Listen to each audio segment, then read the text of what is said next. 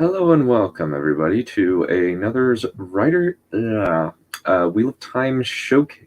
I'm very happy to be here, and I'm finally getting to stream using my new computer. It seems to be working pretty well. It seems as though everything is going smoothly. Allow me to bring in my guests. First off, the running co-hosts for this particular series, Dr. Crow.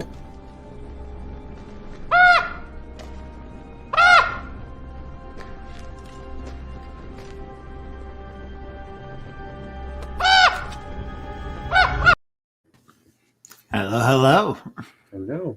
And also our other first-time Wheel of Time reader, Miss Blue.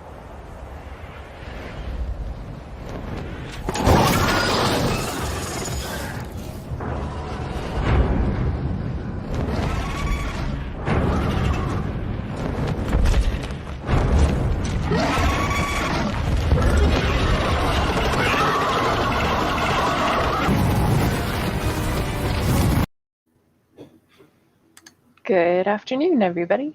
Afternoon. And of course, our other veteran of the series, welcome, Carl Saylor.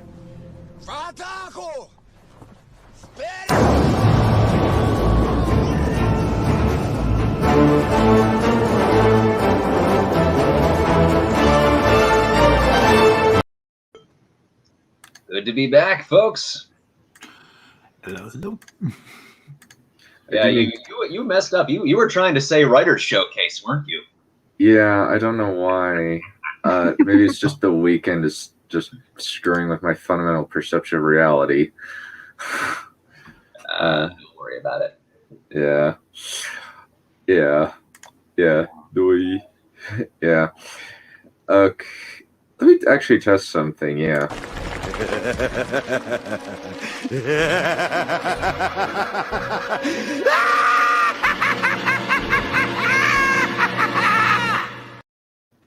Alrighty, perfect. I can now use. Has not aged well, has he? No, he is not. He is not. Yeah. But yeah, I'm excited for this one. Because I finally get to share my screen and use clips. I'm very happy about that. Anyway, welcome to Nef Champion, Nihilus Nihilum, DB Zool, Ilo Cyric. So, just so everybody knows, this is full spoilers for everything to the end of Winter's Heart, which is Book 9 of the Wheel of Time. If you don't want to be spoiled or you don't care, please come. I'm back if you have finished the series. But if you don't care or if you've read the series, feel free to stick around. So, first off, what were your guys' thoughts on this book? Oh yeah, Logain is back. Yeah, he is. He's doing stuff in the background, and we don't fucking get to see it. What the hell? I know. I wanted to too. I'm so curious about this character. Yeah. Yeah, Logan's been gone for a while, and now he's back. See, this part of the series, I can accept that he's not really relevant for the first half of the series, while he's, being depowered and moping for the first 6 books or so. But now he's actually starting to, get a bunch of people around him. Our first appearance of Androl, of course, my boy Androl. Yep. And yeah, he's just there. Mm-hmm. This was really where I started getting the idea for my fan fiction. The fan fiction following Logain throughout the series as he does stuff. Yeah, it's very interesting to say the least that they focus so much time on the Elaine, the mundanities of Perrin and Elaine's story in this book, and I guess the next one that's kind of just like, where is Logain anyway? What's he doing? What's Logain up to? Yeah. And especially with the ending of the book, with the cleansing of Saidin, we never saw a live Black Tower reaction to it. We never saw all of these guys who have basically been told from the as long as they can remember that if they do what they are currently doing, they will slowly go insane and kill everyone precious to them. And then all of a sudden, this big thing happens, and they're not going to go insane anymore. They can't feel the taint. We never saw anyone's first reaction to that. This should have been like a Finding Jesus moment. Yes. This is the book that I currently rate the lowest in the series. It's like almost the big things happen in the book at the end, and then everything else is almost filler. Oh, my sweet summer child. Oh my god, how much of this stuff is actually relevant? That's why at this point, like, I feel like I only like Matt, but it's only because Matt is the only one who continues to be entertaining even when nothing's happening. Oh, right, that whole thing with Matt happened in this book. Sorry, it's been a while since I've read the book, so I'm a bit unfresh. Yeah, no, that's why I have this, so that we're somewhat organized. Yeah. He's done recuperating off screen. All right, Yeah. he did his thing. Yeah. He did his thing, and then the stuff happened. let's get kind of the brief stuff over with so that we can kind of get into the meat of the plot. But I would agree that weirdly enough, I've actually listened to this book fairly frequently for a very odd reason. I had the CDs as opposed to the audiobook, so I just would listen to it over and over again. And I was just like, but yeah, this definitely is very. The major things happen at the end, and Matt is the main entertaining part, and everybody else is spinning their wheels. I would say. What were your thoughts, Blue? Yeah, I don't know. It's been interesting. Like the last couple books, I feel like there's some weird stuff going on with pacing. Because like in this one, like you guys are saying, a really big thing happens with the taint being taken out of the male half of but like you could almost miss that it happened because it was like build up, and then like two really anticlimactic sentences of so that's done now. There's just some weird pacing going on. It just kind of abruptly ends after everything else has been like excruciatingly taking its time. Yeah. At least we got a really cool fight out of it. Yeah, that was one of the best fights in the especially like since we just see magic users going at it for the first time. I wish it had more of the characters we've known for a longer period of time in it, but yeah, it was satisfying what we got. Yeah, it's kind of the side characters get to play moment more than one of the characters we were introduced in this book to. Yeah, and she takes. I'll go for it. Sorry. And she's supposed to be like all this time we've been told Nynaeve is the strongest magic user that the world has ever seen up to this point. That she's rivaling those who came from the Age of Legends. Yeah, she's like rivaling the Age of Legends in terms of just raw power. And her big block is that she can't channel unless she's angry. She got rid of that 2 books ago now. 2 books ago. Yeah. And in this book earlier, she gets an item that basically gives her another power up. So she's booming. She booming. She booming. Oh yeah.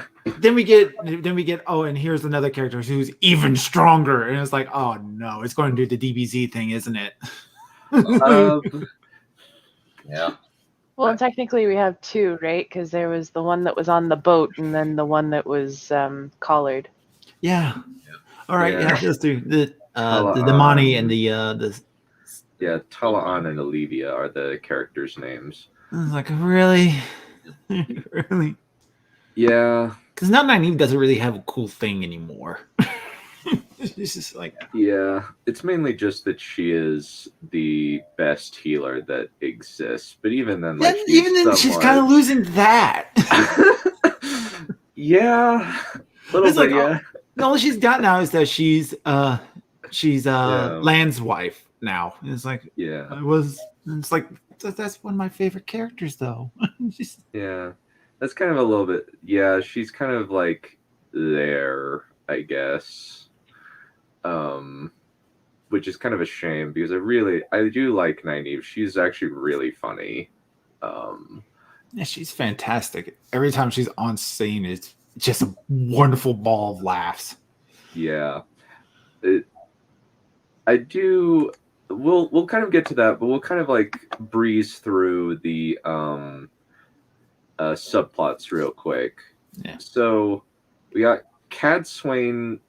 Cadsuane's kind of like now like coming like basically like has to like deal with some of the problems that have arisen from the attack on Rand.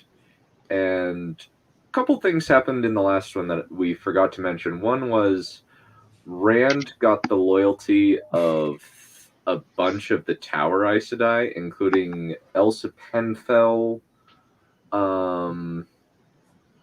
I can't remember the rest of their names. I just remember Elsa Penfell. That's the major one.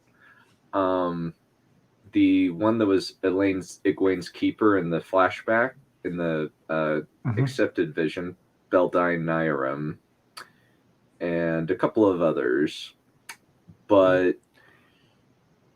And apparently a bunch of the Aes Sedai who are with Rand, who are like with Cadsuane, have bonded Ashaman for reasons. And apparently the compulsion that they can put on their warders, it doesn't work when you bond a man who can channel. And the Aes Sedai are flippin' terrified about that. A little bit, yeah. Whereas it works very well with the men who can channel. Yeah, that's specifically a different weave, which I believe one of the Ashaman Candler figured out specifically to bond his wife, so he could always know where she was and know that she was okay. Yeah. Which it's kind of sweet. But I mean, if that is basically the bond that he created, why did he put that little bit in there that she has to obey him? Have we met that character? I don't know. Have we actually met that character, or was it just like, oh, that one Ashaman over there did it? We met him. Oh. Very, very Candler briefly. is one of the early ones. I believe he shows up all the way back in book 6. Mm. He's never really more than a bit character. I had to research all these guys for my fanfic. Yeah. This book This book series is a menagerie of side characters, Bill. Yeah. Why bother? Keeping your characters in the place of the action when you can just make up someone else. Mm-hmm. And it kind of feels like that thing in Dungeons and Dragons, where the dungeon master has the characters going to all these different places and now has to keep track of all these side characters who are up to their own stuff. Mm-hmm. Yeah. This gets really hard to keep track of without the wiki. Yeah. I had the wiki page open while I was listening to the audiobook. I could not have kept track of this thing otherwise. Yeah. I'm looking at the Tarvalin library right now just to make sure I don't get this all wrong. Yeah, we got a lot of characters, and some of them are like distinct, but a lot of them blend into each other. Like a lot of the Aes Sedai very much blend into each other. A lot of them just don't have personality. Or they just don't have enough screen time for that personality to sink in. Yeah. How many of these characters, have that very specific Illianer accent? Yeah. And yet they do know beyond screen enough for the accent to sink in. Yep. They're all Dolmen in my book. Yep. But we do have. I wonder how Samael managed to stay in Ilion. Ilian when he doesn't have that accent. I'm not getting the Samuel act. Imitating accents do be not but child's play for someone from the Legends. Something magic. Yeah, it's a wizard did it. I don't know, probably magic. Yeah.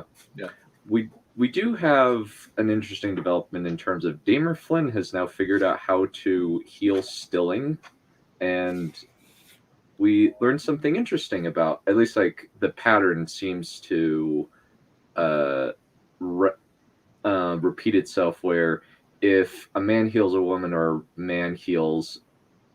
woman heals a man of stilling, they get their full power back. But if a woman heals a woman or a man heals a man, by implication, they'll like get drastically reduced or something. Yeah. Or Suan. Mm-hmm. Yeah. Swan's life sucks. But kind of the main thing at the end of Cad Swain's little thing, we'll kind of go into far maddening, and we'll save that for later. The other thing that is notable is the White Tower Black Aja hunters.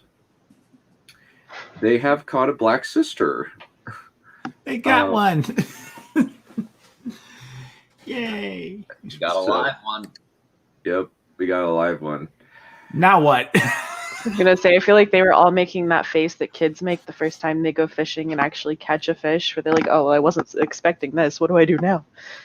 Yeah, and there's just like apparent, and like there's now the implication that like it puts the seed in their brain that Ida is Black Aja, even though we know she's not.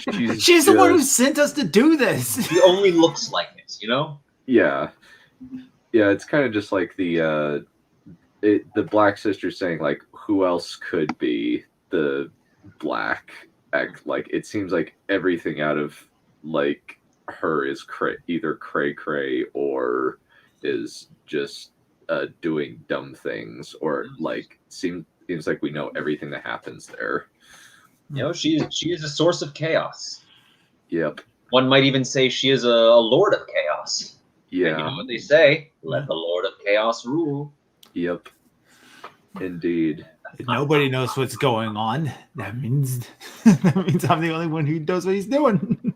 Yeah. But it's kind of interesting that like this kind of little subplot is kind of like just a staple in the last 3 books. And it seems like there's an actual like group forming. Like this group is like actually like bonding together, and despite the fact the Aes Sedai are now in kind of a little bit of chaos, because like Elida has been making life really bad in the tower for multiple people, multiple Ajas, and they're like at each other's throats. It's even getting bad for the city of Tar Valon in general, isn't it? Yes. When Egwene and Elaine like visit Tar Valon, they're like, why is there garbage here, even in Tal'Run Riyadh, which like garbage is usually transient? Why is it like staying around out in the real world long enough for it to have a reflection in here? Oh yeah. Turns out their whole economy's breaking down. Yeah. Yeah. And thus we see why the White Tower bourgeoisie is no longer fit to be the ruling class in society. Oh, Lord. Well, yes. Yeah. In the Black Tower, we don't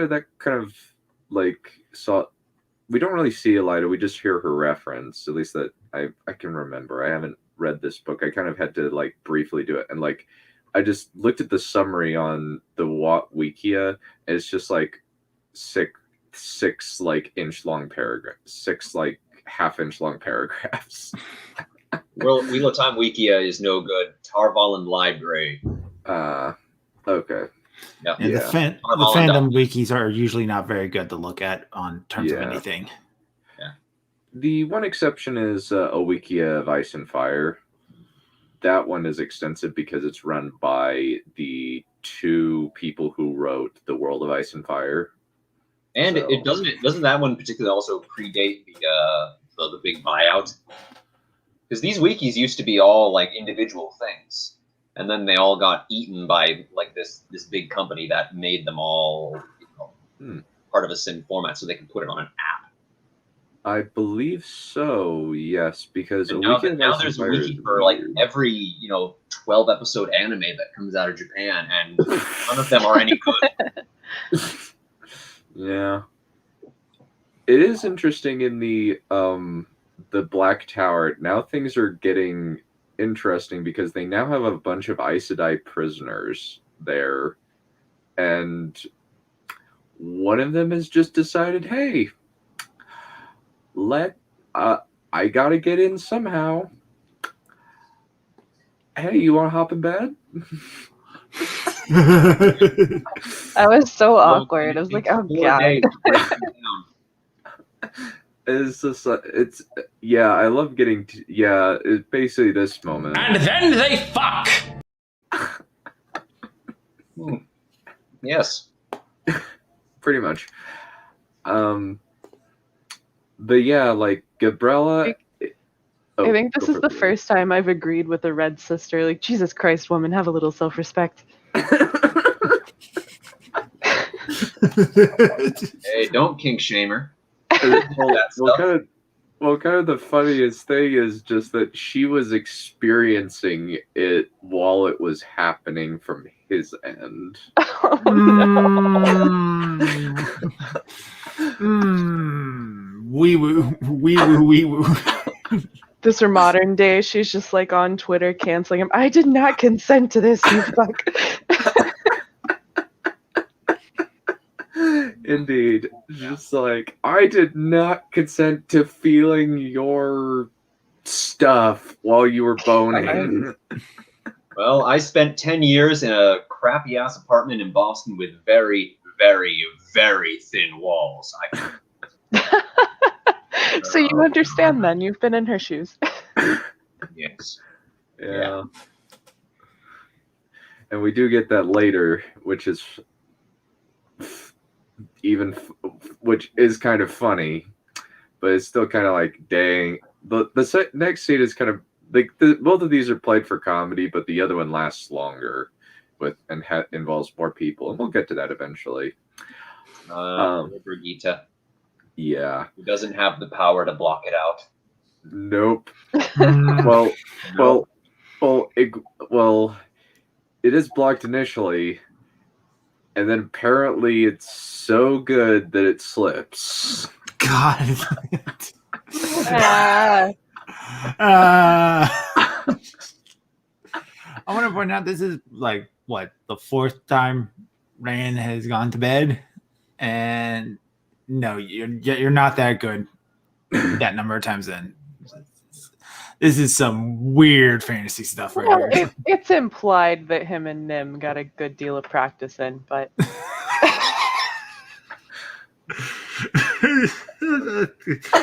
and Elaine's the one who got pregnant on the first go. right? Yeah, we'll get to that. We'll get to that. Actually, like, that's actually what's up. No, actually, like, that's up, I think, like, after this. So, well, let's just go to that one. Just really quick, just to do it. Life is weird in Camelin these days. That is an understatement. Oh, yeah. Yeah. There are sea folk, and there are Damani there, because Rand deposited all of the POWs, the Soldam POWs in Camelin. Rand has a gift for you. This is not a gift. Yeah. But yeah, Taim, well, first off, in the prologue, we see Taim roll up to the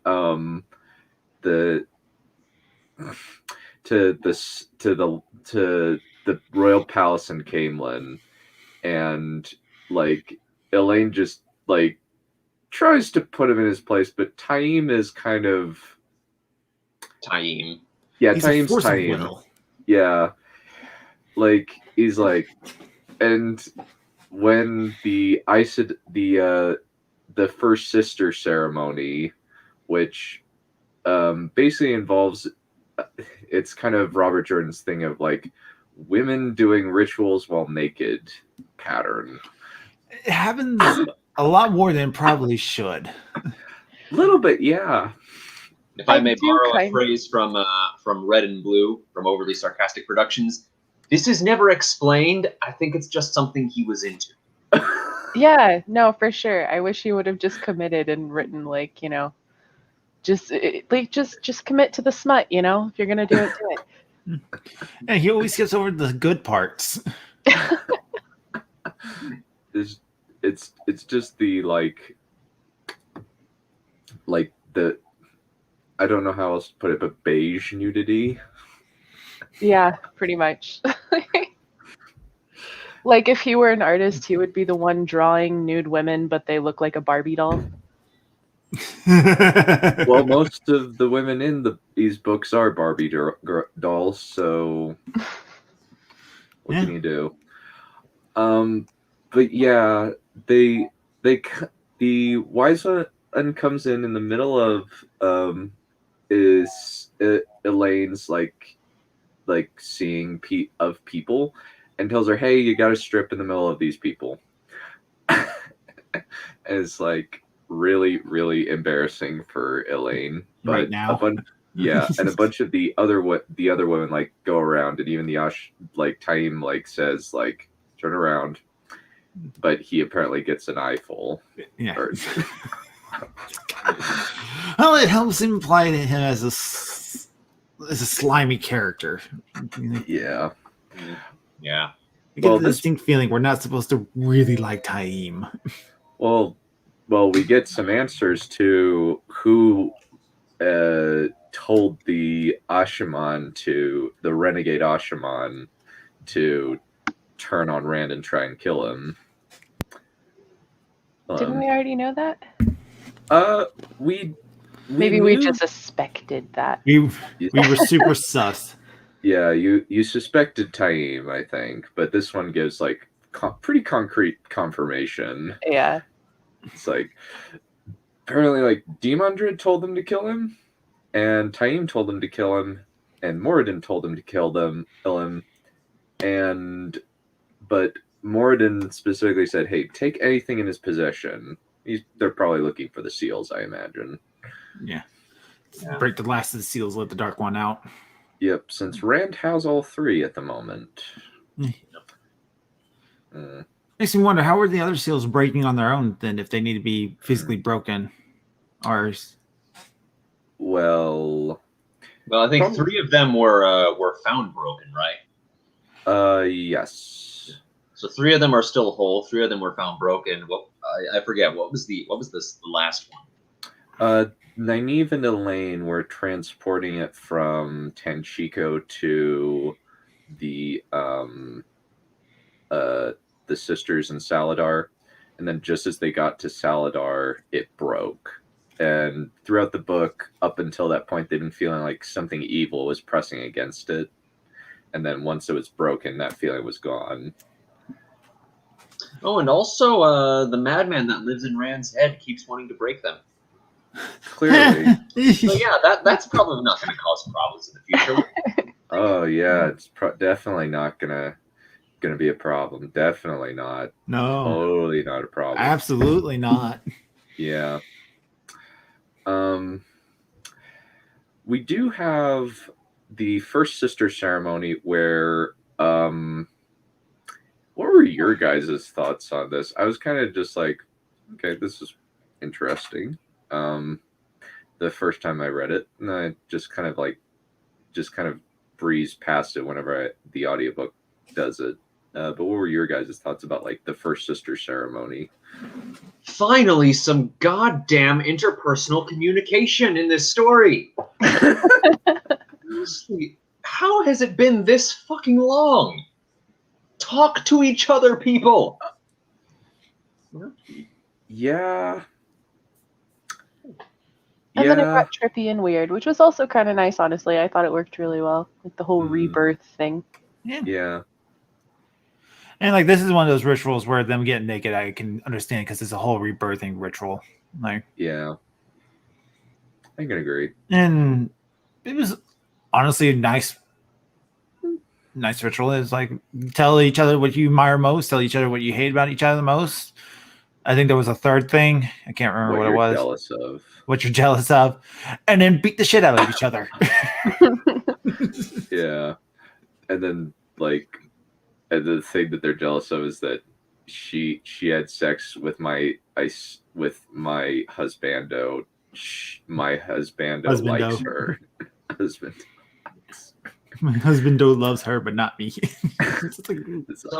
yeah, I don't know if we discussed any of this on any previous shows, but apparently the idea of Rand having multiple lady loves actually comes from Robert Jordan himself, because he was at one point in a relationship with two women who were okay with it and basically talk between themselves about how much time he would spend with each of them. I don't think I'd be able to do that.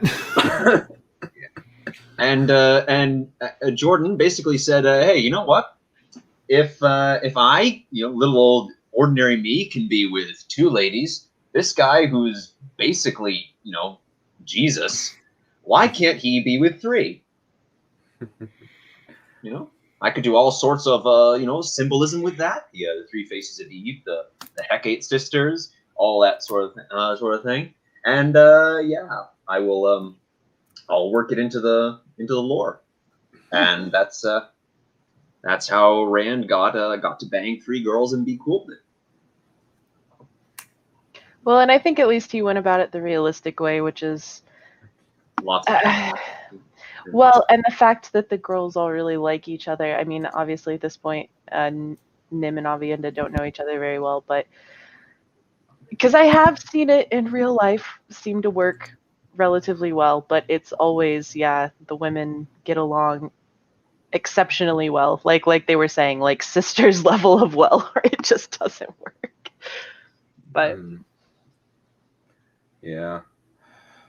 Well, we should probably get to that bit. So Rand is kind of on the run, but he wants to grab Nynaeve to try and heal the source. He's basically going to brute force fixing it with the two biggest sa'angreal ever made.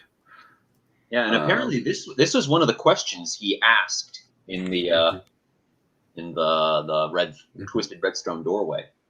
Apparently, yeah. I think you can find the exact answer in question and answer in the thing, it's somewhere based on Robert Jordan's notes, but we'll probably do that at the end of the series.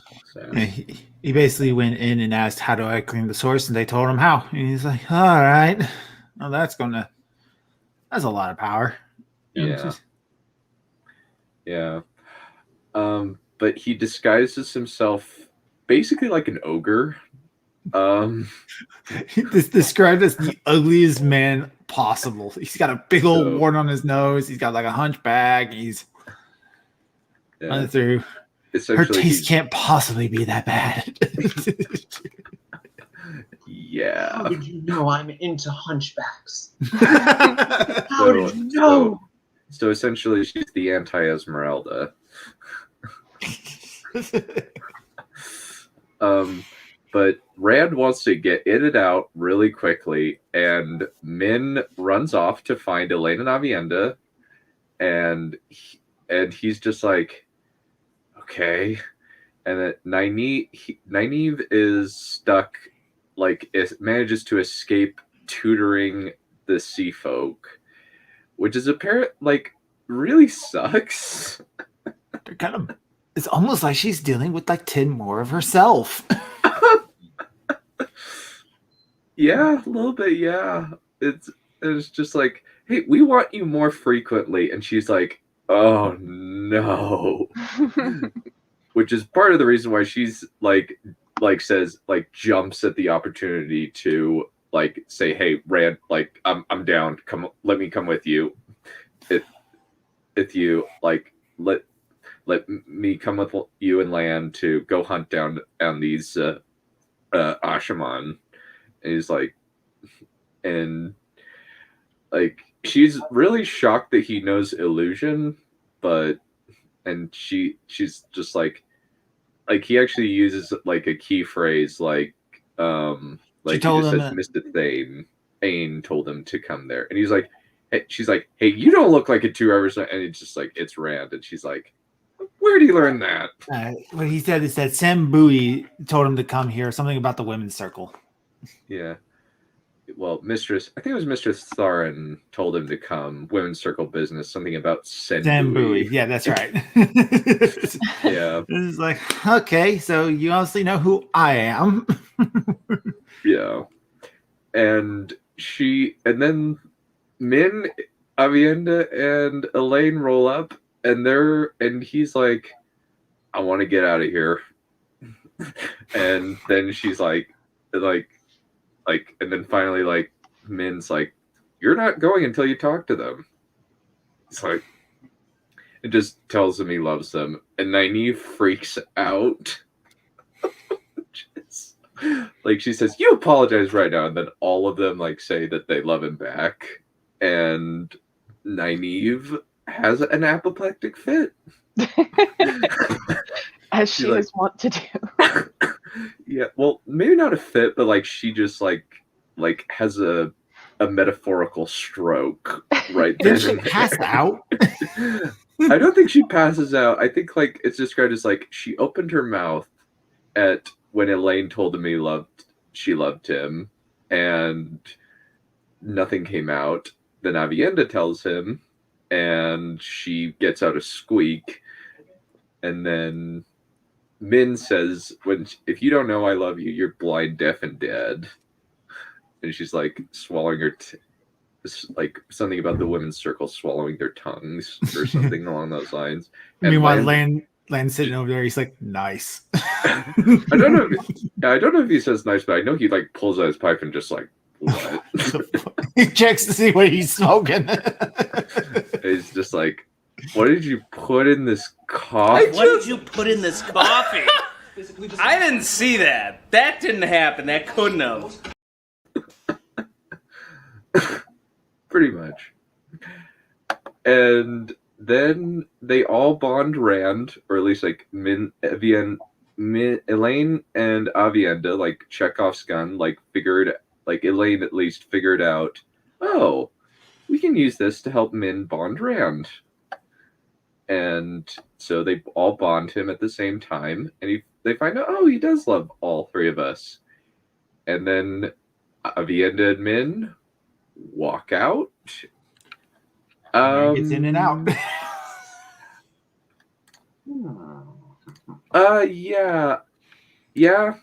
Yeah, pretty much. Yeah. I feel the need to use this one. And then they fuck. Yeah. Accurate. Yeah. Yep. And it's all from Min's perspective, and she tries the trick, but she can't stop feeling what Rand is feeling.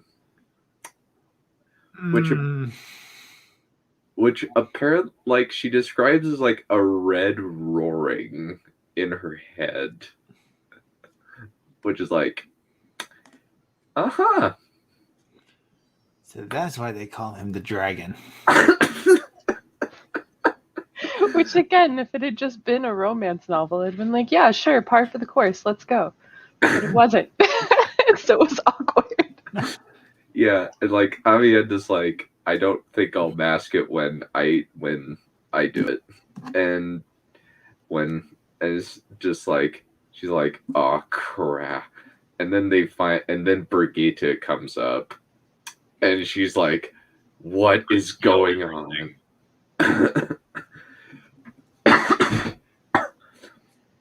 Your baby girl's being deflowered. Yep. Don't say it like that. I'm not mature enough for this stream, clearly. No, you're the most mature out of the 4 of us here. I'm trying, but I'm failing. Yeah. But yeah, it's Yeah, it's a miserable experience for all of them, and Aviend is just yelling, "Usquai, we'll get you some Usquai. We'll get you drunk. It'll be fine." It's like, okay, is it anything like brandy? Apparently, it's better. Lead me to your Usquai. I intend to drink until I am drunk enough to take off my clothes and dance at the table. Is the word she uses. And also, Usquai, that's basically whiskey. Yeah, pretty much. Yeah, double distilled brandy is how Rand describes it. Yeah, that's whiskey. Yeah. I don't know my alcohols very well. Me neither. Yeah. But I'm celebrating 31 years of sobriety here. Yeah. Well, congratulations. Yeah. Well, for literally nothing. Yeah. 0 years sobriety. Well, I'm at like just 25 years with no alcohol. So. Yeah, I was going to say you're both just telling us your ages, basically, right? I mean, yeah. Okay. Pretty much. Just clarify. Oh, I thought you. Never mind. I take my compliment back then. Yeah, exactly. For literally doing nothing, having not done anything. Yep. But yeah, Brigitta's like apparently like ran like it like she just lost Elaine just lost concentration, and apparently like they do it like a lot. Mm. It's just really, really awkward. But I find it funny. Maybe I'm just a weird person, but it's just so funny. It's funny. It in an was awkward funny. way. Yeah, exactly. It's just like, and then And then the I feel so bad for Brigitte way. yeah, like she's like, I am going to tan her hide so she doesn't sit down for a month, and then I think the implication is that Elaine climaxes and she just bends over crying. It's just 2 months. At least that's the implication I got. Yeah, no, that was definitely what was implied. Yeah. Let's be through this. Please and thank you. I feel like I need a smoke. Yeah, we'll get to should we do Perion or Matt first? Either one. Let's do Perion. Matt's got a lot of stuff that happens with him. Oh yeah. Perion and Fail basically like it's now kind of chilled. Yeah. Well, yeah, like Fail and Morgaze are being like pushed naked through a winter wonderland, along with Alejandra and a few other ladies, and they're just like they're now guy shine to the Shido. And like Savannah's gone nuts. Like she's now like riding a horse even though she sucks at it. She kind of went mad with power. Yeah. It all went to her head. Yeah. She's basically the Aiel version of a weeboo. Yeah. You know what? That's not an inapt analogy. But it seems as though like now Fail's kind of just stuck, and she makes the mistake of giving Abara's name rather than her own name to Galena Kazban. Which in theory was a great idea, but in practice. Yeah. The problem is they're aware of Abara. Yeah. And technically like Bashir is technically equally bad, since Bashir has been like actively working for Rand for the past little while. Bashir is technically kind of almost like Rand's second in command at this point. Yeah, he's definitely like his general in the field. It's the only general he can really trust. Yes, since Wyramon is a moron, and most of the other like military commanders among the tyrants are dead. There's that one other tyrant who's looking over. Garth Bryn, but he's with the. Garth Bryn is with the lane though. Yeah. There's the one tyrant. Cisnera, yeah. there's like. Oh, go for it. Sorry. There's like 3 of his men he can actually trust, and that's about it. Yeah. And Darlin, Cisnera, like, and Carlane were being kept as guests by Cadswain, and then Dobrain breaks them out under orders from Rand and like sends them downriver over to Tyr. She's like, you. And she's clearly annoyed, but she's like, fine, it's not a big deal. And Alana collapses at one point because the bond happened, and she's pissed at Rand when that happens. He's like, yeah, how dare you bond someone you actually care about and not me? Alana is also very bizarre character. Also, let's be honest, she also had a front row seat to the sex party. Yeah. Although distance might have helped that a little. Yes. Yes. She was in the bleeder rafters. Yeah.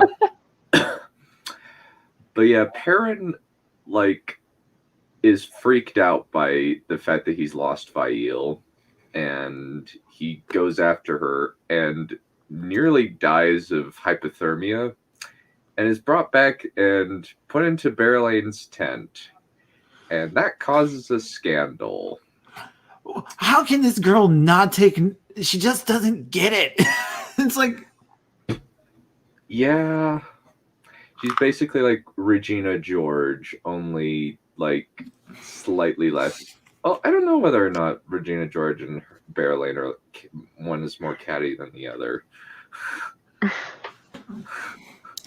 Berlane's going to get killed by Perrin if she doesn't stop. Perrin almost killed her this time, I think. He got close. Yeah, he was pretty mad. It's like, I slept in that tent. And nothing else. It's like, oh, okay. And everybody's like, oh, she's that good. God damn it. Yeah. And that's kind of just like Linny comes over, and one of Berelane's handmaidens, I guess, or like serving women, tells him, oh, she's right over there. And Linny's like starts the rumor because Linny is annoying. Well, annoyed. Well, Linny has a very strong moral core, and says, yeah, she's great. And like she says this like very funny proverb. I can't remember the exact proverb it is, but it's basically like, if you eat 2 from 2 pies, you shouldn't complain of a bilious stomach. It's like, parents all confused because Perrin cannot pick up on subtext. And then Basil Gill tells him, and Basil Gill says, like, she thinks, don't look at me that way, my lord. And he just looked like he was about to kill Basil Gill. It's like Perrin wiped the snarl off his face. Like, is just that. I imagine that's pretty scary, considering the Perrin is built like a linebacker. He was a blacksmith for the majority of his life. He's basically a king now. He's a warrior. He is. I mean, look at him. Yeah. Look at him. May not be a wolf. Yeah, he's got these bright, disturbing golden eyes. He's built like a bull and looks like a wolf. Yep. and he tells Gil, go tell her that. And he's like, I ain't doing that. No. I imagine she was born in Farmatting in a thunderstorm. Or she probably told the thunder to be quiet. It probably did. Lenny is scarier than Perrin confirmed. Well, she has old lady protection. She's too true. stubborn to die. Yep. I am not going to die. Even though most... Lenny has to be like, what, 80, pushing 90 years old? Yeah. And she's out here walking around in these camps doing maid work, essentially. Yeah. She was nurse to Morgaze, possibly even Morgaze's mother. Morgaze's mother, who she has taken the name of while she is incognito, though she's currently stuck in the Shido camp. Yeah. And that's kind of it for Perrin. That's pretty much it. It's scones and presumed infidelity. And Vail's now stuck in, and it just seems as though that's pretty much all there is with Perrin. Then we kind of get to ironically enough, Elaine actually gets the majority of the screen time in this book, like page count percentages. Which is Elaine? Yeah. I was gonna say, does she? Because I don't remember anything that she did. Like, nothing happens with Elaine. Yeah, it's very odd. Like, I actually like. Well, I mean, is she like in charge of the POV chapters, or is she just experiencing events through happens? You know, is she actually doing stuff in the hang on, I can't speak today. So, you know, is she actually taking a direct action when she's on screen, or is she just experiencing events? See, yeah, that's what I was thinking of, the actual page count or the word count for each character. And I've seen these things for the different books, but the question is, like, do we, you know, what is the percentage where a character is actually in charge of their own destiny, and what is the percentage where a character is just witnessing things that our other characters are doing? Yeah, like a third guardsman point of view. There is kind of a little bit where there's a dark friend named David Hanlon, who is masquerading as Doyle Mellar, sets up an assassination attempt and then kills the assassins so that he can get himself as the Queen's bodyguard. And Elaine, like, pawns it off that he is the dad of her baby. Because for now, anyway. England society is just okay with that. Yeah, like, they're just chill with it. They don't care. It's majority of the time they're just like, no, it has to be illegitimate. It has to be legitimate. There can be no illegitimate kids. They're just like, nah, it's fine. Well, they don't recognize her as queen yet. Yeah. So true. Not to mention, they probably also don't really want it to be Rand's.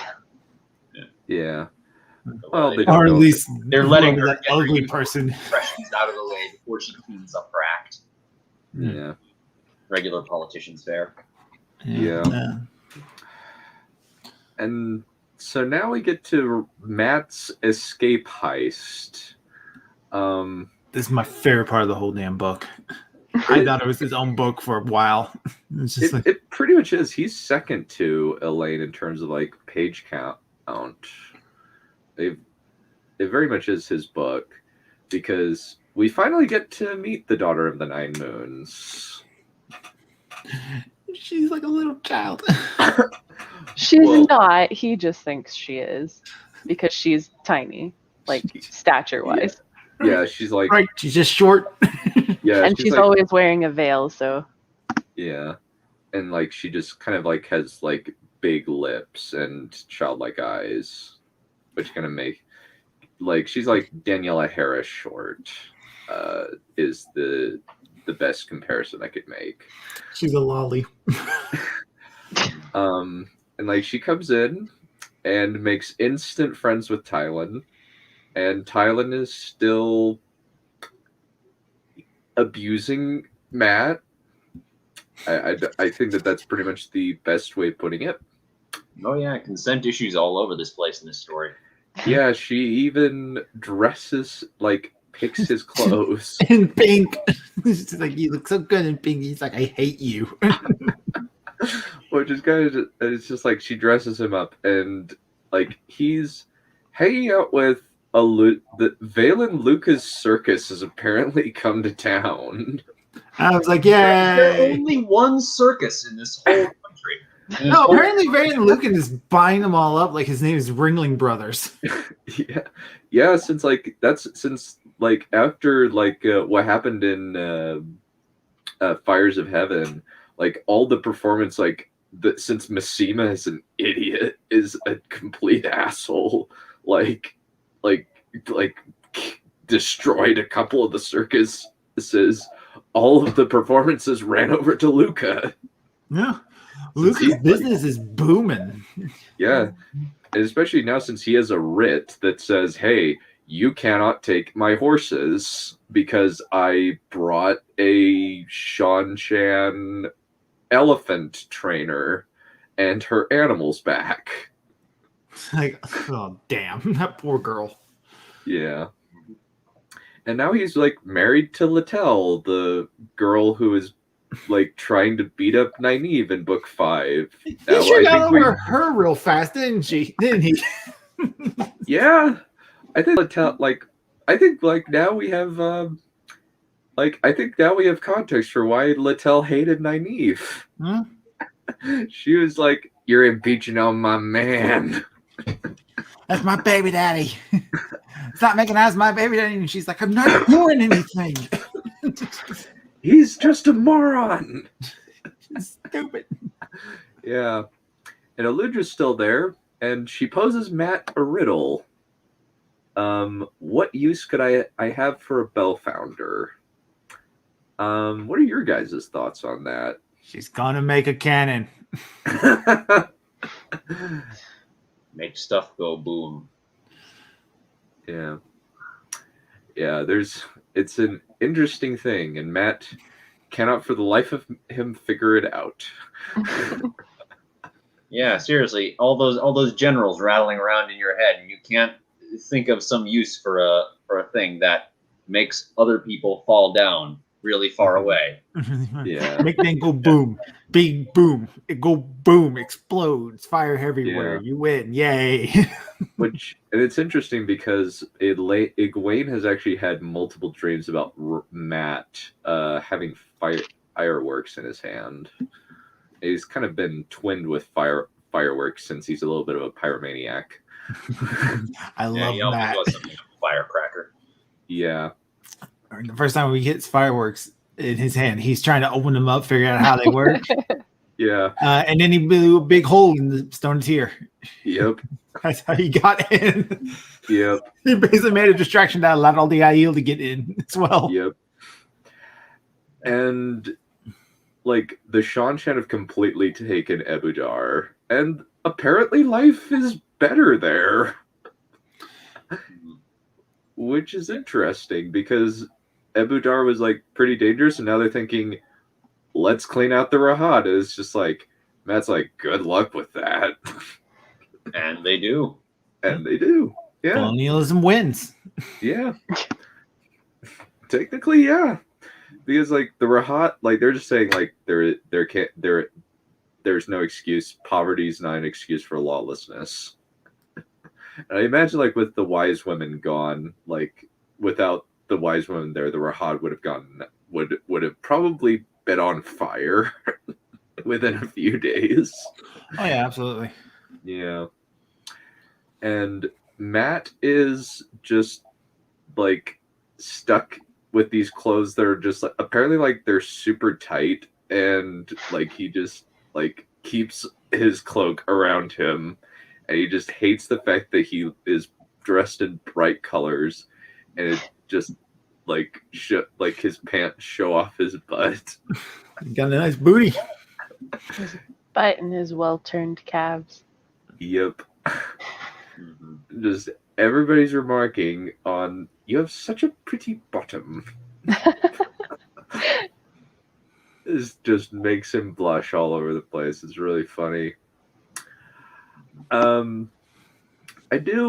It is interesting to kind of like see like some of the other threads come in that we haven't seen, since Matt like gets one of the Aes Sedai shows up, and she's been like wasn't able to get out of the city and has just been stuck up there trying to keep ahead of the law. And Satala Anan is like playing Marriott Tubman for Aes Sedai, and like manages to keep her safe. But while she brings her in, there's a bit of a problem with one of the patrons who comes in, who we know very well, Bail Doman and Egin and Tamaroth. Yeah. And they just come in, and Matt decides to fake making out with the Aes Sedai. Because that's what you do in these books. Yeah. This is like standard fake out, make out. Yeah. Nice. Yeah. And like the Egin's like, gross people. It's just like her and Bail Doman are a thing now. Like, yay. Like they're totally like they're totally doing it. Like it's I don't know, probably Taviran. Yeah, probably. Oh yeah, totally Taviran. But Matt sees an opportunity to get out. Since Tylan leaves, as does Tuon, but Tuon's been odd. And like she's like apparently like she has some kind of foretelling from a Damani, and she notices like Matt's medallion and his Matt's ring and his spear. What do you think that's about? Well, you know, Sean Chan are all about them ravens. Yeah. They like their ravens. They like their foxes, apparently, too. Yep. So yeah, they're she says, this thing, this pretty person, he is somehow responsible for prophecy, because you know she's all about the omens and such, and she doesn't know yet how it's significant, but she knows that he is. Yeah, she does say like, I will give you twice 10 times what you paid for it. He's like, no. That is not a very good way of putting it. Yeah. Ma'am, I don't think that you quite understand how much I paid for that. Almost died. Yeah. I pulled a note in. Yeah. Yeah. But eventually, like, Tom figure out an elaborate ruse to get them out, and Eginen like has Bail Dillman bring him there. Julian has a girlfriend. Yep. And can you guess who she is? They say her name is Thera. Yeah, which was what they renamed the princess from the Panarch of Taravan. Yeah, the ones that the girls busted out that one time. Yep. I'm so bad with names. I'm sorry. Oh, you're fine. I'm a freak. It's totally okay. Blue, just think about the games we've been playing on Saturday nights, and then realize you're not as bad as me, at least. Yeah. But we do meet somebody else who Matt just kind of comes across when we. Sorry if this is coming off as disjointed and unorganized, but it's kind of just like trying to summarize this plot that's like so many things happen. Not all of them significant. But we do meet. Yeah, but we do meet Noel Charon, who he's actually been in most of the books a few of the books up to this point. He's the old beggar man, isn't he? Yeah. He was actually in Grandel's palace as an old guy, like an old guy in the background. Yeah, he's been in the background throughout all of these books. I remember seeing him pop up every now and then, and he's apparently like just a step under the Forsaken in terms of Dark Friends or something like that. Yeah. It's like oh, Lord. Matt, you got, and like he like what he likes, like Matt's accosted by the golem and nearly gets killed, but Mr. Knoll, like yelling for the city guard, like makes the golem run away, and he just kind of attaches himself to Matt, and it seems like they're like buddies now. Except Matt forgot about him, and he's like, I don't think I should stick around with the guy if the guy who gave me rooms is leaving. Yep. And it's like, when Matt figures out a way to get out, and but it involves a lot of moving pieces. Basically, it involves getting the Aes Sedai out, because apparently Teslin was the one who slipped him the note about about being wary of the other Aes Sedai and the dangers to Elaine. He also needs to get out Bail Doman and Egyanin, and Julian and his lady love. He also needs to get out the girl that Doman and the other girl are trying to get out. He also needs to get out the Red Hand, which that was the easy part. He just told most of them leave. Yeah. And it's just the main problem is getting the property out, getting the Shanshan's property out. And then he decides to take a little side mission while he's there and set the stage for the Wayfinders to get out too. Yeah. Yep. And he's just like, and so they do. And the Windfinders like get out, and they start a commotion apparently. And but while that's happening, there's a seeker for truth who approaches Bethamin, a Suldam, who we know Egyanin put a collar around. So, and she's freaked out and says, "There's a seeker after you," because she has no tact. I don't even think the seeker was actually after that. It's just, oh no, that's what he's after. And it's like, no, he's after other information. Yeah. And so, but she's freaked out because she doesn't want it to be revealed that she can learn to channel.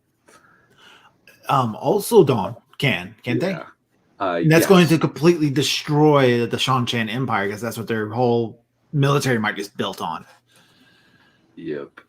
And we also meet the other two Suldon that we haven't seen since the second book.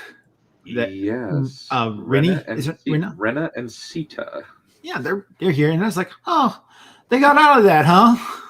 Yeah, they did. Yeah, those two. Yeah, and I know Egwene would love. We totally remember them. We haven't forgotten. Yeah, we cannot forget those two. They're the ones who did all those things to Egwene.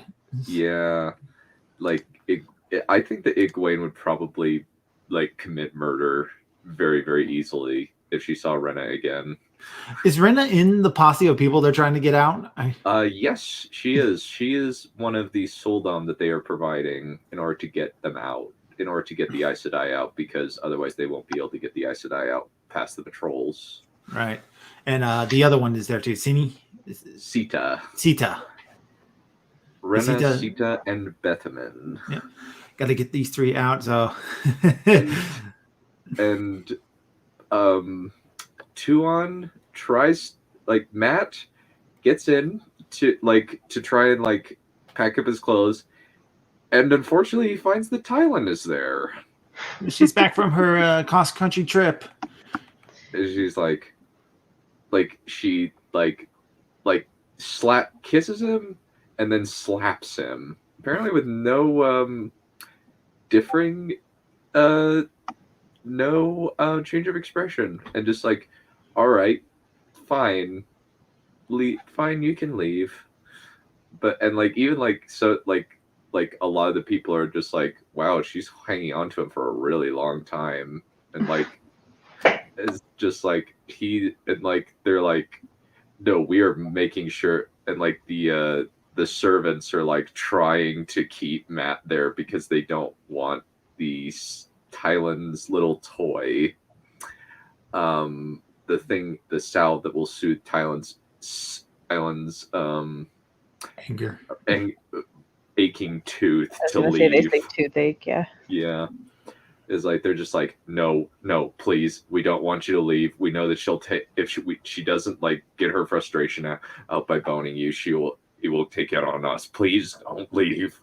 It's like when those 2 teachers I had were dating in high school, and then they broke up, and the guy that was kind of a dick gave everybody an F because he was sad he got broken up with. That guy. Dang. High school teacher's always the worst. Yeah, seriously, don't take out your relationship issues on other people. That's not cool. No. Yeah, definitely not. And then he gets away, and then Tuon tries to stop him, and she does a pretty good job of stopping him. Like, he has to bind and gag her. Yeah, and like Noel like gets up I think the main reason why he managed to beat her is because get her down is because Noel reaches out from behind her and like grabs her. Yeah. And they're already freaking out enough, and they all only think they know she's of the blood. They don't know who she is. Yeah, we know she's important. Tie her up. We might be able to ransom her later on or something. It's like they don't know what to do. No, they were planning on dumbing They her were in the gonna leave stable on her. the roof. Yeah. And then he says, "She is my wife" 3 times, and Egyanin is just shocked. No, It's her like, maid comes running up at one point. It's like, no, if you're taking her, you gotta take me too. It's like, yeah, she does it in geez, you're a lot of calm help. way. Yeah, she does it in a relatively calm way though. And she just says like, "If you hurt her, I will kill you." And Matt just like, seriously. But we do know at least from Tuon's POV that no, Solution's actually actually pretty hardcore, despite the fact that like she's like, I guess, Christina Hendricks.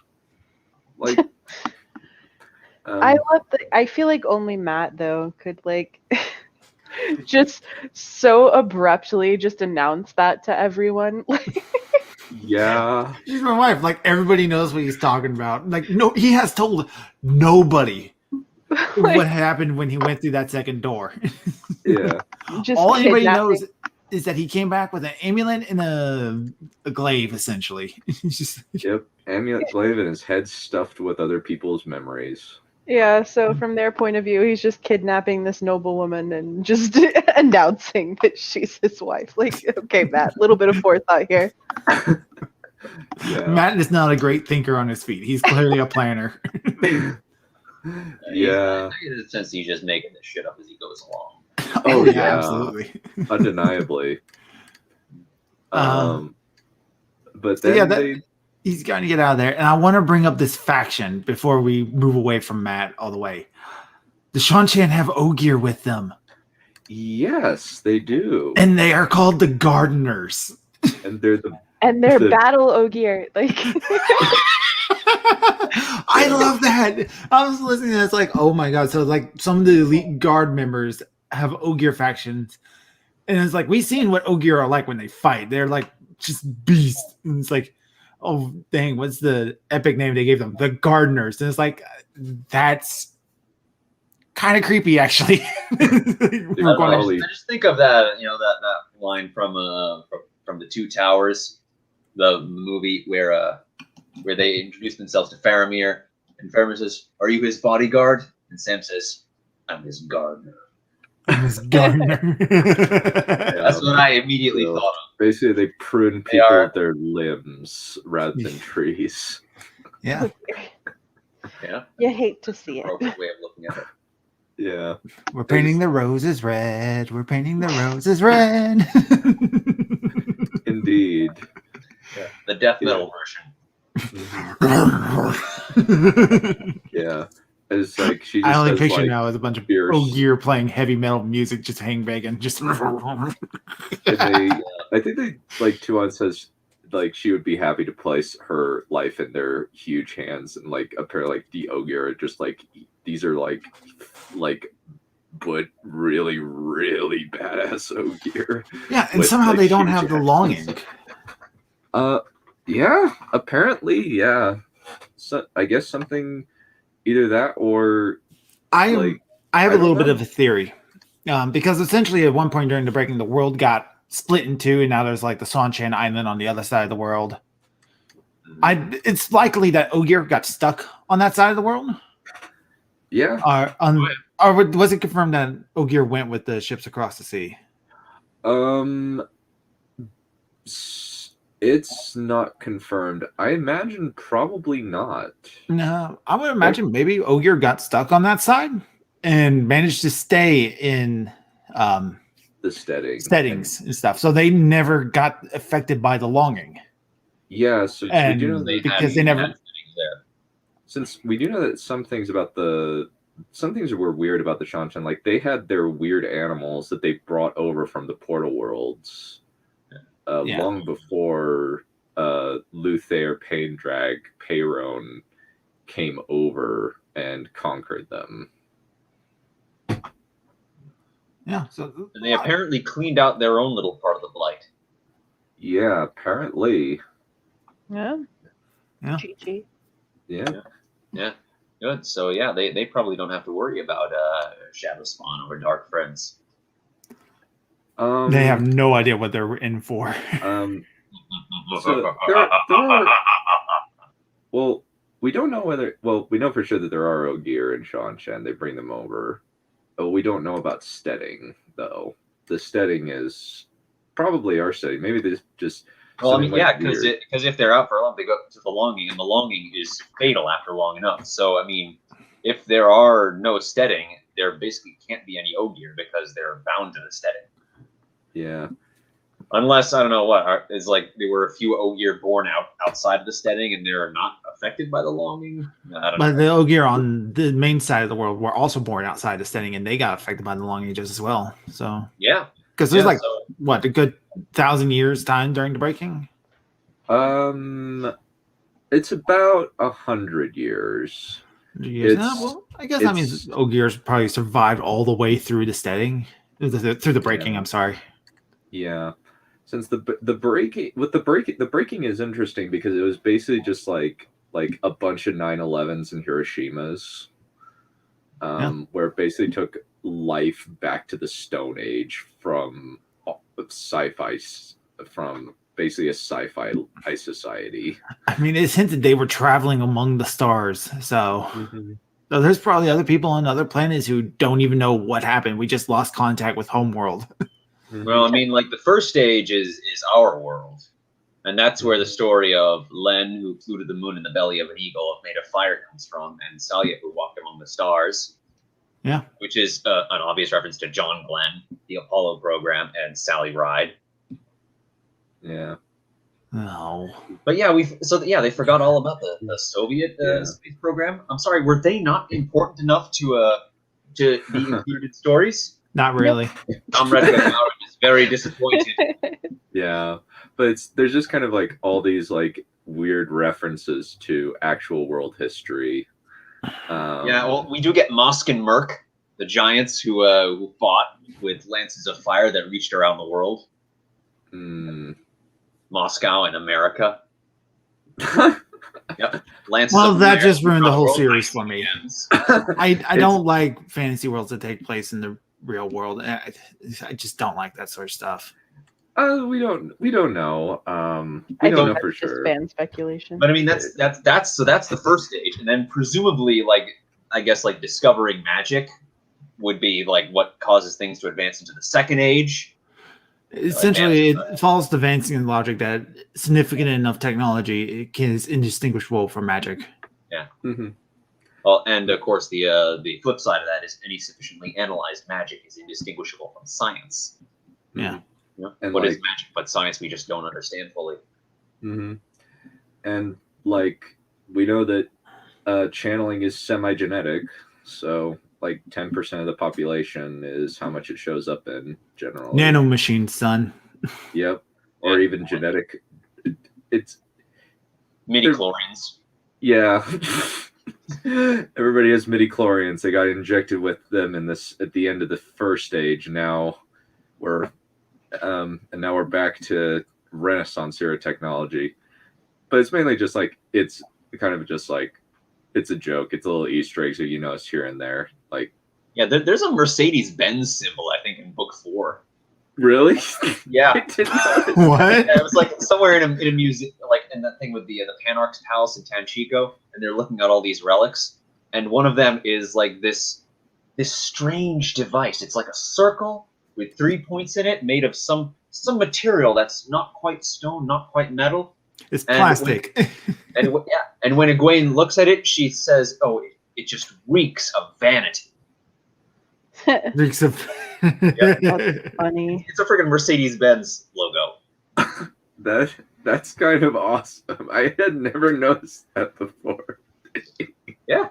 That's pretty funny, actually. That's pretty awesome. Oh man, that's great, actually. The Tales of Anla, the Wise Counselor, is supposedly a reference to a gossip columnist or an advice columnist. Anna Landers. Yeah, I heard of I that. don't know who Yeah. that is, but apparently she was real famous. Huh. Yeah.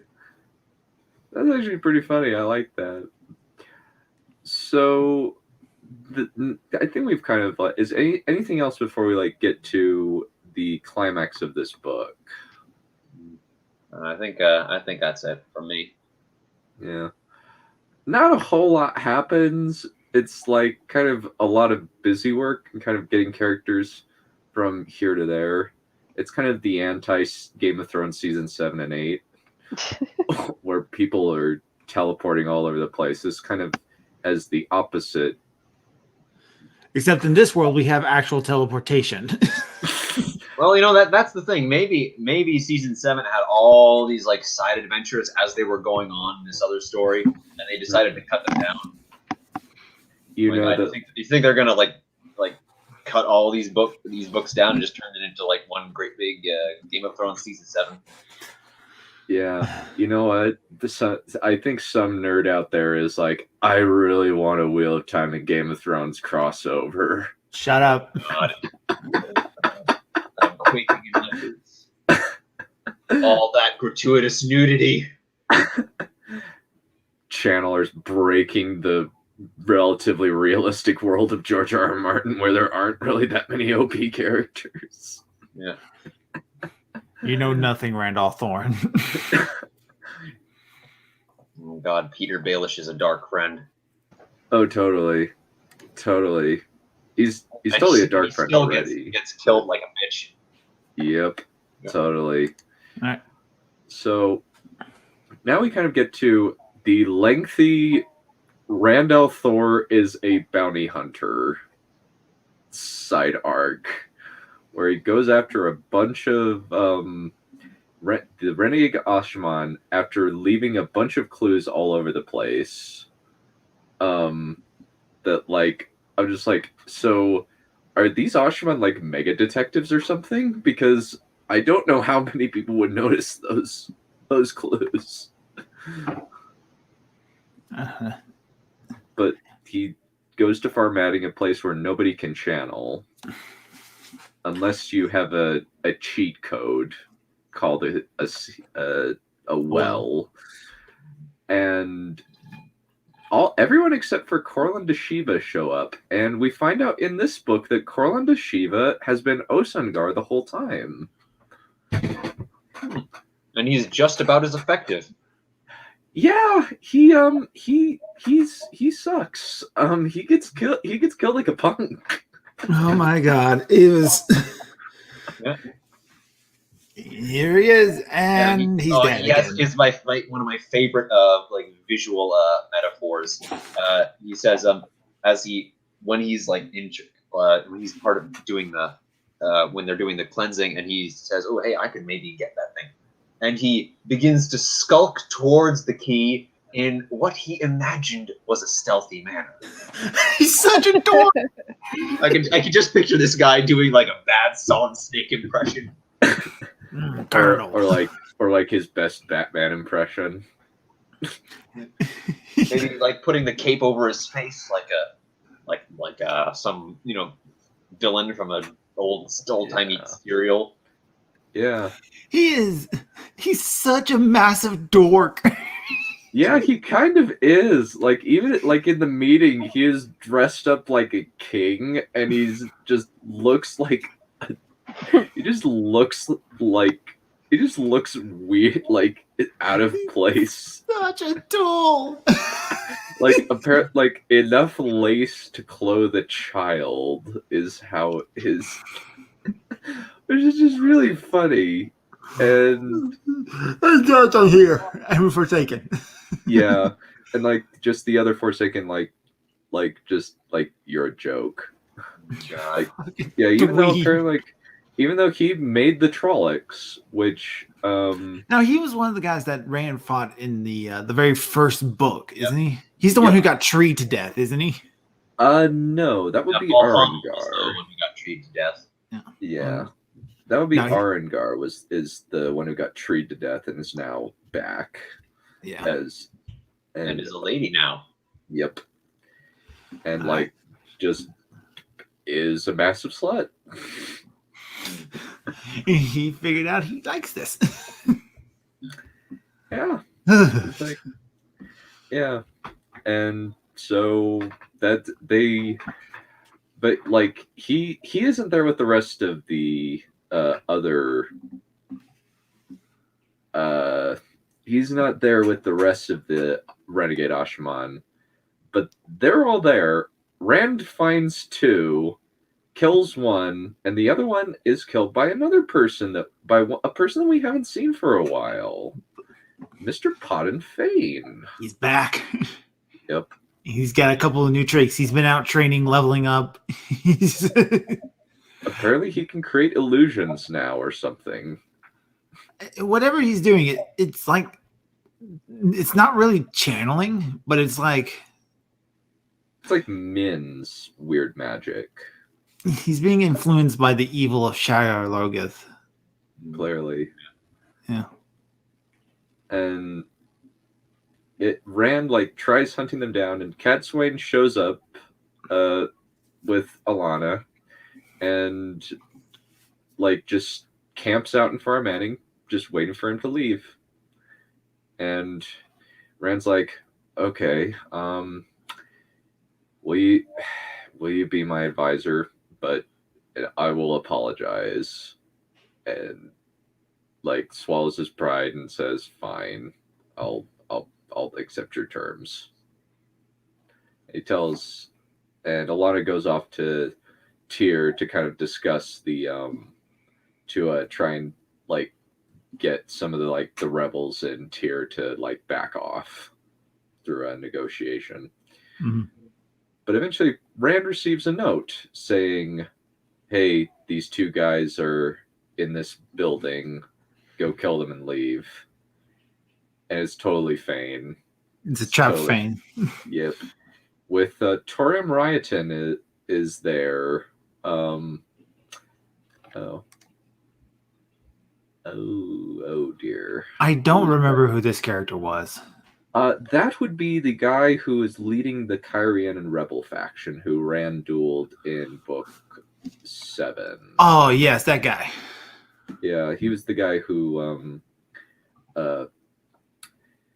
he ran off into the woods and apparently like has just been like palling around with Pot and Fane, and just Pot and Fane yells like, so Rand and Lan sneak into this Snarled Snake style much more successfully than Osangar, because Rand's a woodsman and Lan was brought up in the Blight.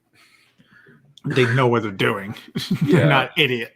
Well, they're not dorks. Yeah. Because Osengard's not an idiot. They're not out of their depth mad scientists. Yeah, he's a he creates monsters, not not do stealth missions. Yeah. And he like is like, it's one funny thing about it is like he sucks at riding a horse. Like that's kind of one of the keys. Just like for somebody who gets brought up on who is supposedly brought up on a farm, like he knows the old tongue really well, and he sucks at riding a horse, which are just like, dude, you're totally a Forsaken. Like you're used to driving a car or to work. He's used to being drove to work. Yeah. But they slip in and they find two bloated corpses lying there. And I always remember this moment. Like, Fane yells out, "Kill the ugly one," at Toram. As, like, pointing at Land. And Land and Toram duel. And it doesn't show us, but it shows Lan walking away with blood on his sword. So Rand killed Blade Master, but we already knew that Lan was the man from New Spring. Did we really think Lan was going to lose to this guy? No way. Yeah. Yeah. But Fane somehow makes an illusion of the two guys he killed show up. And like they say, the Mahale will kill us if, but it cuts off just before they say anything. Rand like somehow like manages to break the illusion by like stabbing out in the dark. But Fane escapes, and Rand and Lan have to make a hasty escape, but they don't get away in successful manner. And Cadsuane has to talk to the leading council of Farmatting. Drop me, Rand. It's the only way. When the sun turns green, it's like it's my favorite line now. Yeah, Rand. I like that. And it turns out not to be that bad of a drop anyway. Yeah. Well, they live. They just break a few bones. Yeah. And Nynaeve, Nynaeve and Cadsuane show her that there is a flaw in the Guardian, and it breaks their perception of reality, since they're basically fundamentalists. Yeah. And so, and which was great because it was entirely a bluff. Yeah. It was such a lie. It's like we had to bring the stuff inside. Yeah. Like we can lift a couple things and then we're kaput, but they don't need to know that. Yeah. And it's kind of, Farmatting's an interesting place, and but like every rule that they have can be really easily circumvented. I love how a bunch of Aiel have shown up in the city, not really knowing what to do. Yeah. It's like, all right, I guess we work for people now. Yeah, all right. Yeah, they're adapting into the proto-capitalist system of Randland. Yep.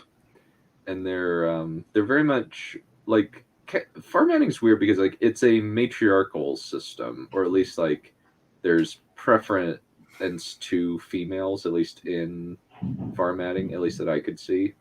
Like most of like the women own the money, and like the men like have to walk around either with no swords or with a peace bonded sword. And apparently like crime does not exist in this city. Bullshit. Yeah. I ain't buying it. Yeah, there are still knives. Knives are still a thing. Can you peace bond every single knife? And also peace bonds seem like they are really, really easy to break. Well, then apparently whips are just commonplace because Nim just randomly pulls one out when she gets mad at Rand. Like, oh, okay. Why not? Yeah, if there is one thing I've learned in my time, it is that if a human being wants to kill another human being, they will fucking find a way to do it. It doesn't matter what kind of restrictions you put on them. That enemy is going to die. It's not exactly hard either. No, the human body is surprisingly fragile. All you need is a blunt instrument and a strong arm. All you need is a really, really big rock. That too. Or just a do they not have like poisons? That too. Oh, well, that's if you want to be subtle, but nothing says message like a big rock. Rock. My turn. I threw a rock at him. Yeah. Big rock. It's a big rock. Yeah. But like we have an episode of Rand suffering with his claustrophobia again. It's just the box again, and he's just like life, like Rand is just so like traumatized. Yeah. Like he just can never escape that box. Yeah, poor guy. Yep.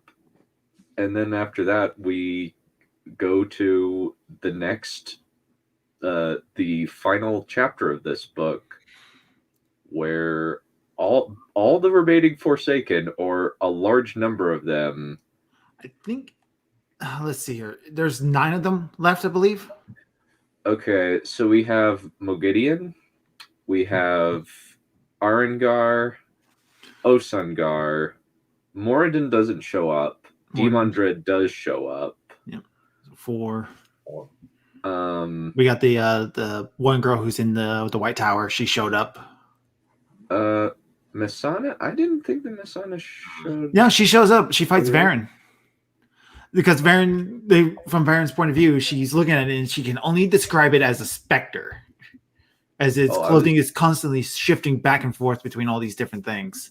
Oh, I thought that was Grandal. Huh? Like Grandal's Strith gown that is described in at least in this book, is like a constantly shifting ground. I think Cimarog does not show up, and Messana does not show up. So it seems like only 3 of them don't show up. Yes. Though we do have Sindane, who... What do you think of Sindane? Do you think that Sindane... What do you think Sindane is? She seems to be a strange enigma, but in this one there are strong hints that she's Lanfear. Yeah, I was going to say, I forget what it was exactly, but it seemed like it was pretty much confirmed even, wasn't it? Oh, Yeah. Yeah, She's like talking to this other dark friend, and they're like making a business dealing. Then all of a sudden the cleansing starts, and she just murders the guy on a whim. Oh, right, and she gets says, mad wait, that he's that's using it Rand. with somebody else. And she says he spurned my love. Yeah. Yeah. I love how there was like one sea finder out on the island. When the thing started glowing, all she does is sit down and watch prophecy happen. And it's like, that's neat. That character got named. Yeah. I bet we're going to meet her again. Fantastic. That particular scene. Yeah. And then there was the other guy who was just driving a cart to that small little village. And he's it starts glowing, and then he turns his guys around and decides, no, I'm drinking this whole thing. If the end of the world is happening, I want to be drunk. Right out of there. Yeah. I want to be in my cellar drunk. What a way to go, buddy. Yep. And we do get some of the red shirt Ashaman and a couple of Aes Sedai die, but Osungar dies for the final time. Yeah, I don't think he's coming back this time. I don't think so either. Yeah, he got balefire, didn't he? Is it balefire or just regular fire? It's just regular fire. Specifically balefire, that puts you beyond the Dark One's reach. Yeah. I don't think the Dark One's bringing him back this time. It's just like you failed spectacularly both times. Yeah. Besides, Not only that, you weren't already accomplishing have your jack knowledge, shit. you have your usefulness. Yeah, we got the merge all the Drolics and whatever else we have in the blight. You're done for. It's just and you were so close. You got so close. Yeah. And you got outed by a dark friend of all things. Yeah. Yeah. Surely the master will forgive me for this one. Yeah. And it does seem as though like he's like he really wants to grab Kalandor's, but since Jahar Narishma has that and is in a circle with his Aes Sedai, who like it seems as though all these the Aes Sedai that have bonded Ashaman are, at least with the younger ones, are like cougars. That's the implication that I'm getting. Well, they're at that age where like it's just a number to them anymore. True. Yeah, aren't they all in like their hundreds? Like at some point it stops mattering. Yeah. It just seems as though like she like I think one of the sea folk that like is just brought with them like looks at Damer Flynn and Kirill Hovian and just like he's either her warder or her bedwarmer. Oh well, and there was that one that like everyone she bonded, they were like, we think that person's like 16, 17. It's like, it's a little awkward. That one's the one. Jahar is basically like calling them her sweetlings and shit. Yeah. We also got to see the one Damani girl going full out. Which one did she fight? She fought Sindane, yeah. It's like, really? Just one? I have to fight one. Holy shit! Yeah. And like Damer Flynn and Serene Nemdal and his Aes Sedai go up against Demon Dread, and he's like, oh crap. Yeah, but he's a general, so he knows what he's doing. Yeah. I'm surprised none of them like try to bring like a bunch of Trollocs or something with them. Like try to flood the battlefield with just pure numbers or something. I don't think they. I think we've already established that at this point, Trollocs are basically cannon fodder. Yeah, that's what you use them for. Distraction. Besides, every single one of them is a wizard. Yeah. Yeah, and the way they thought of it, it was them who were, they think of themselves as like gods, far almost superior power-wise, and they keep referring to them as so-called Aes Sedai. They weren't expecting there to be Aes Sedai there that could actually match them. Yeah. And there's also like there's hubris aplenty to go around. It does seem as though like I don't know if like Trollocs have been necessarily thrown through gateways yet. No, they've only traveled via the ways. Yeah. But do you think that like there's a reason for that? Like maybe like Trollocs can't go through gateways, or do you think like just? I just think it's because they've Forsaken haven't been around. True. Yeah. We don't know what the Lords of Dreads were able to do when they were a thing during the Trolloc Wars. They probably can't, though, because if they could go through gateways, then sending them through the ways where there's a big smoke thing that might eat them seems sort of wasteful. Yeah.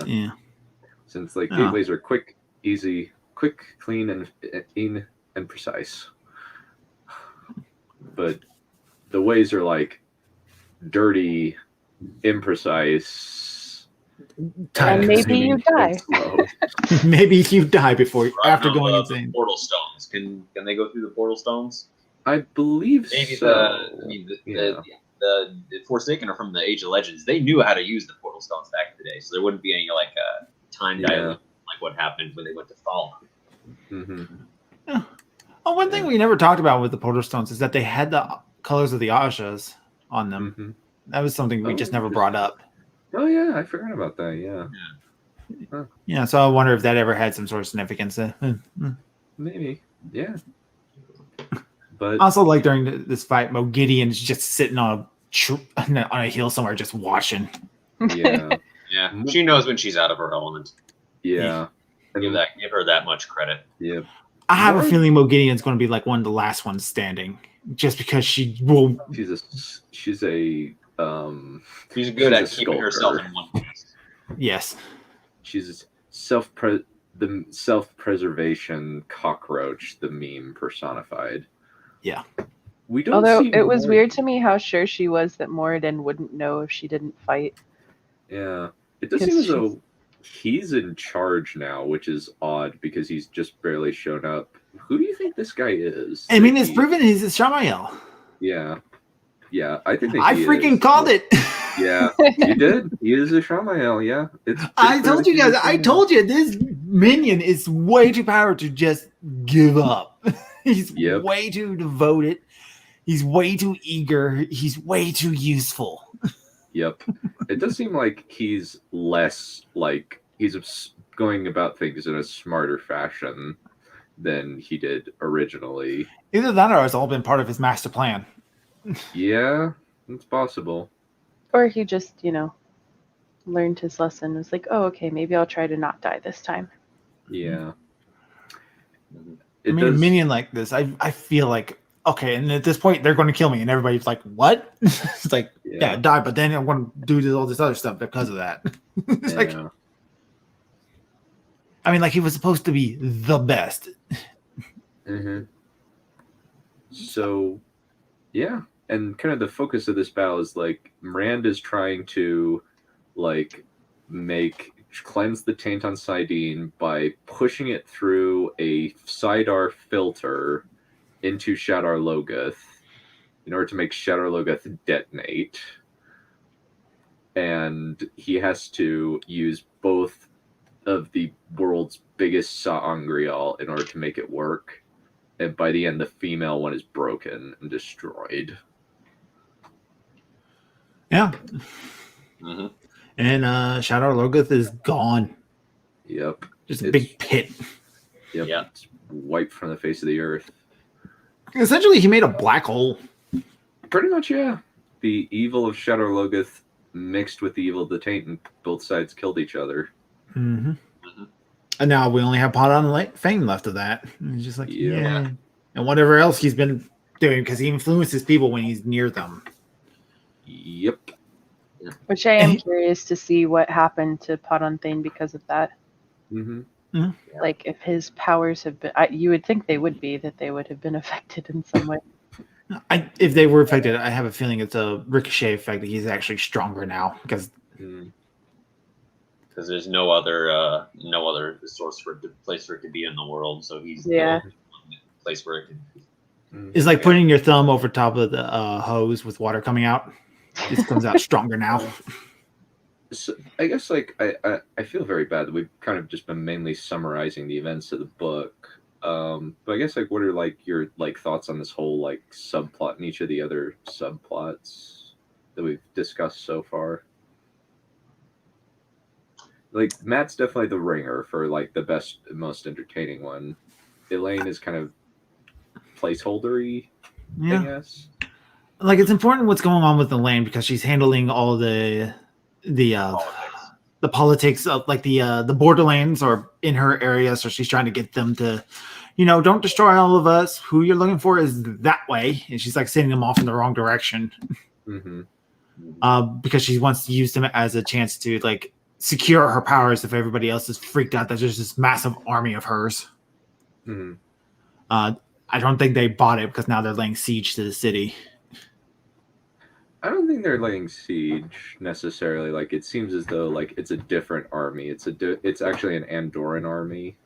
Yeah, one of the cousins, Elaine's distant 100 times cousin, trying to get the claims to the throne. It's all that's going on, and it feels like that's more something to go on in the next book. So this is just a setup for that. Perion's thing is just set up for his side quest. Yeah. And Rand is basically just doing cleanup for last book for most of it, and then it concludes in a pretty spectacular ending, but it's kind of a slow start. It's a slow start because he's doing bounty hunter missions, and it's okay, we're kind of in those series of books where it feels like the players are handling side quests.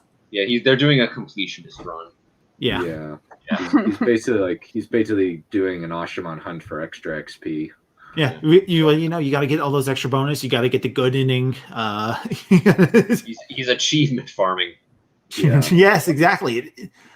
It's another way I want to put it is players in a D&D game. They don't want the game to end just yet because they fell in love with the world. they want to keep doing stuff in it, so they're just pushing off the back end as much as possible. It's just like, I don't know. I've said it before. I think this is like the best worst fantasy series.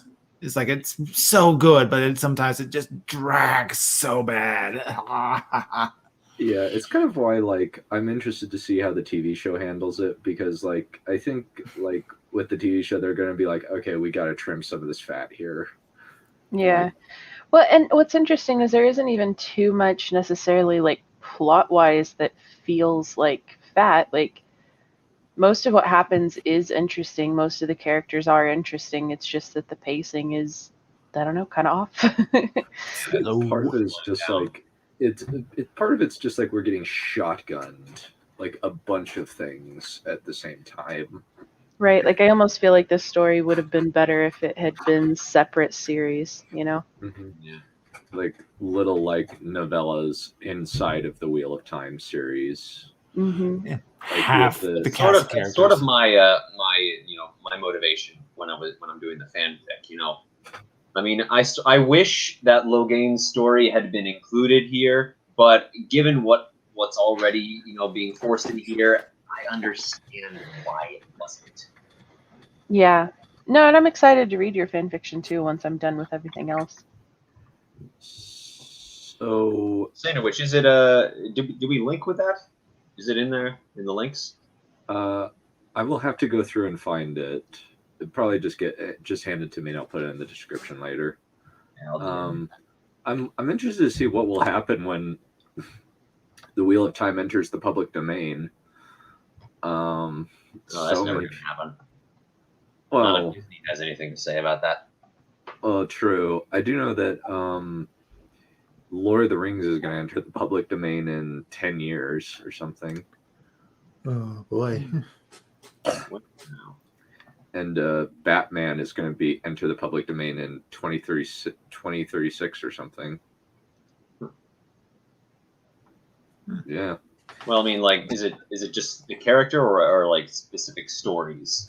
I think it's the character, since he, at the time of since like just by virtue of his creation, I don't know. I just looked it up one time and just like if traditional copyright laws hold, it will like enter the public domain along with Superman and a few other like various superheroes that came out in that particular era will come out into the public domain in 2036 or something like that. Yeah, because I mean, Disney has been pulling out all the stops to make sure that Mickey Mouse stays under copyright. I'm fairly certain that DC would at least try something, at least something similar.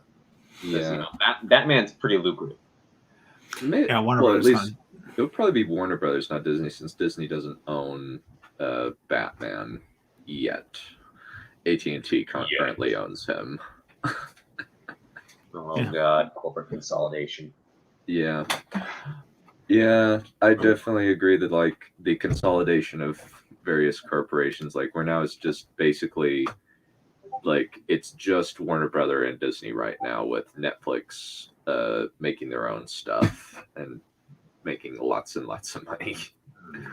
Yeah, and Amazon's like bought up all of the major fantasy series. At least they bought up Lord of the Rings and they bought up Wheel of Time. So I'm interested to see what happens with Wheel of Time. I am definitely going to have the popcorn ready for the train wreck that will be the Lord of the Rings show. Like, I don't have any faith in that series. Like, there's been too many. Like, the production behind the scenes seems like it's a mess. Just from like a creative standpoint, it's just like, alrighty, let it burn. Pull up the popcorn to the train wreck. We'll see what happens. We'll see. Yeah. So, questions, predictions, hopes for the next one. More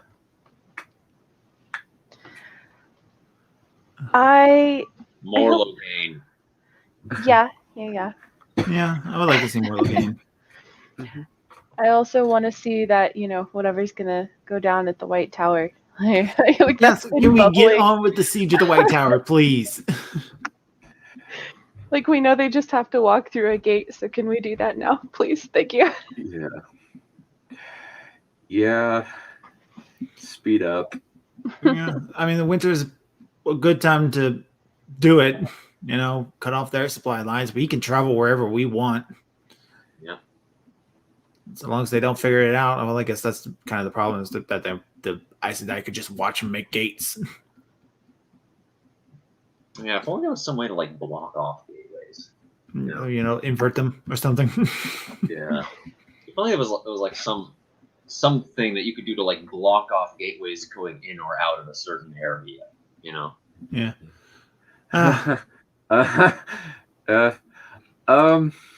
White Tower would have something like that, and they wouldn't even know it. Yeah. Well, if anywhere would, they probably would.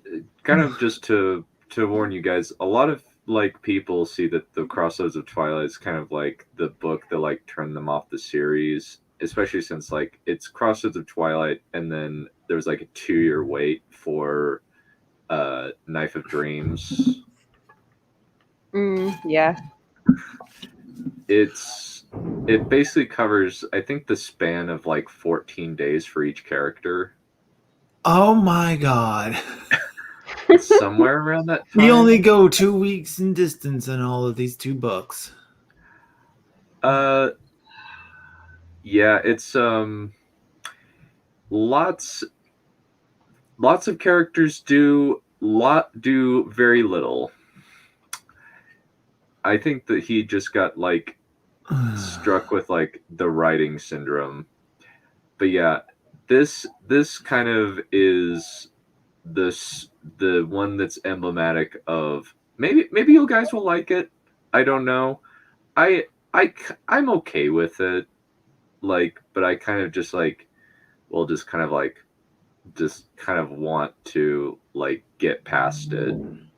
Some interesting things will happen. But I guess like it's going to, I think that Robert Jordan like has kind of gotten into a pattern of kind of slow start, explosive endings.